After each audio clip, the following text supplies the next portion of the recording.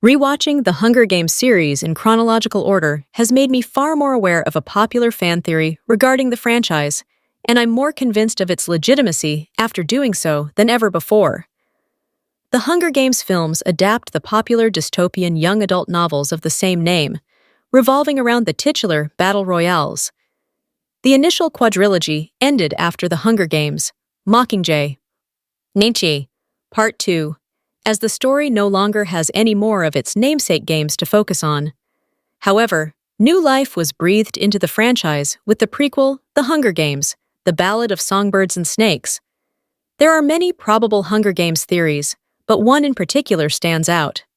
The Hunger Games, The Ballad of Songbirds and Snakes, centers on the rise of President Snow in one of the earliest Hunger Games on record, working with competitor Lucy Gray. Though the two have a close relationship, Snow ultimately betrays Lucy, who wins the 10th. Lucy's fate is ultimately unknown, even by the time of the present-day story of the main films. Though it's possible she returned to her home of District 12, or the desolate District 13, Lucy Gray essentially disappeared after her last confrontation with Snow. Not only that, but she managed to scrub all records of her own name and the events of the 10th Hunger Games. Even though Lucy vanishes from the story, it's clear that her rebellious spirit lives on elsewhere in Panem. This might be a more literal statement than anticipated, as a theory stating Katniss and Lucy Gray are related becomes alarmingly plausible when rewatching the series in chronological order. According to the theory, Katniss is either a direct descendant of Lucy Gray, with Gray being Katniss's paternal grandmother, or at the very least a more distant cousin to her. The two female protagonists have a lot in common that seems to support this suggestion. From factual evidence to eerie Lucy is actually the one who first wrote the famous song, The Hanging Tree, that Katniss sings as an open act of rebellion in the later movies. For one, both are passionate, rebellious women hailing from District 12 with a talented singing voice. In fact, Lucy is actually the one who first wrote the famous song, The Hanging Tree, that Katniss sings as an open act of rebellion in the later movies. It's possible that Lucy continued her lineage after returning home to District 12.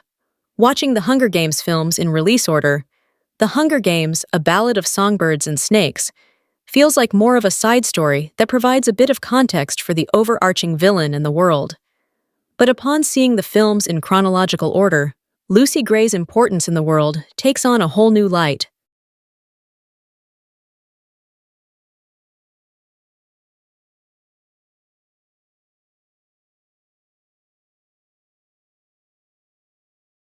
In many ways, Katniss in the later movies is essentially picking up where Lucy left off, using some of the same tactics to inspire open rebellion across Panem.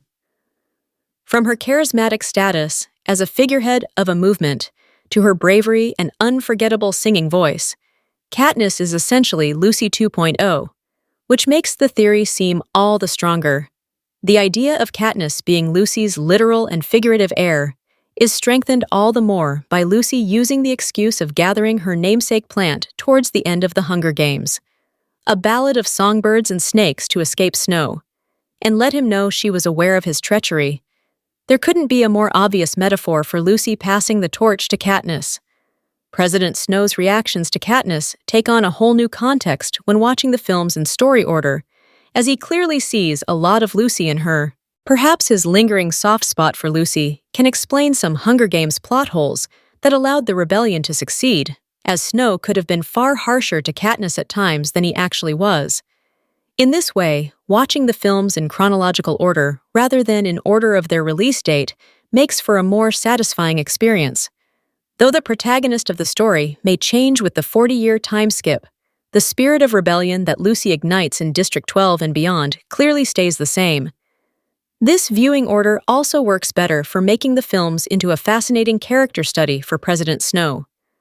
For all the power he'd been able to achieve, at the end of the day, Snow would always be haunted by the visage of the one that got away, writ anew with the appearance of Katniss. It's possible that the upcoming sequel, The Hunger Games, Sunrise on the Reaping, will all but confirm this to be true.